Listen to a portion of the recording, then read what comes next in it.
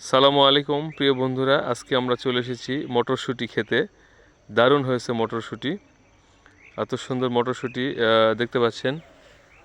Net দিয়ে ঘেরা হয়েছে। আসলে নেট দিয়ে ঘেরার মূল কারণটা আমরা কৃষকের কাছ থেকে জানবো ইনশাল্লাহ। সালামু আলাইকুম। ওয়ালাইকুম সালাম।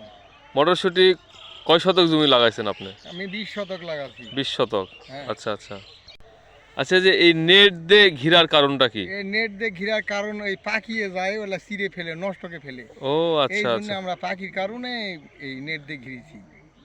পাখিরও তো হক আছে খাওয়ার। হক আছে, ঘটনাকে সব নষ্টকে ফেলে দিবে। ও এই আচ্ছা জন্য। আচ্ছা, যাই হোক, একটু সুরক্ষা করার জন্য হ্যাঁ, এটা ব্যবস্থাপনা। তাছাড়া নষ্টকে ফেলে দিবে। এখন কত কেজি?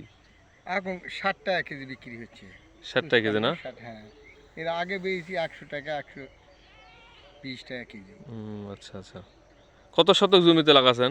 আমি লাগাচ্ছি 20 শতক। 20 শতক, মানে মোটামুটি এই সময় তো হয়তো গম অনেকে বুনতো, হ্যাঁ হ্যাঁ হ্যাঁ। সেই গম না বুনে আপনি মটরশুঁটি লাগাইছেন। হ্যাঁ, লাগাইছি, হ্যাঁ। সেই ক্ষেত্রে গমের চেয়ে মানে এখানে লাভটা বেশি হবে। হ্যাঁ, লাভজনক খাত, খুব ভালো লাভজনক আচ্ছা খাত। আচ্ছা একটু আচ্ছা খরচ হয়, খুব লাভজনক খাত। আচ্ছা, প্রিয় বন্ধুরা, আসলে একেবারে এমনভাবে পরিপূর্ণভাবে নেট দিয়ে ঘিরে রেখেছেন, সেই সুবাদে ভিতরে যাওয়া মুশকিল হয়ে যাচ্ছে। তবে বর্তমানে আমরা যেটা লক্ষ্য করতেছি, সুন্দর মটরশুঁটি হয়েছে। এই মটরশুঁটি খেতে বেশ মিষ্টি লাগে, কাঁচায় অনেক সুন্দর লাগে, অনেক স্বাদ লেগে থাকে, অনেক সুস্বাদু একটি ফসল এই মটরশুঁটি, দারুণ খেতে।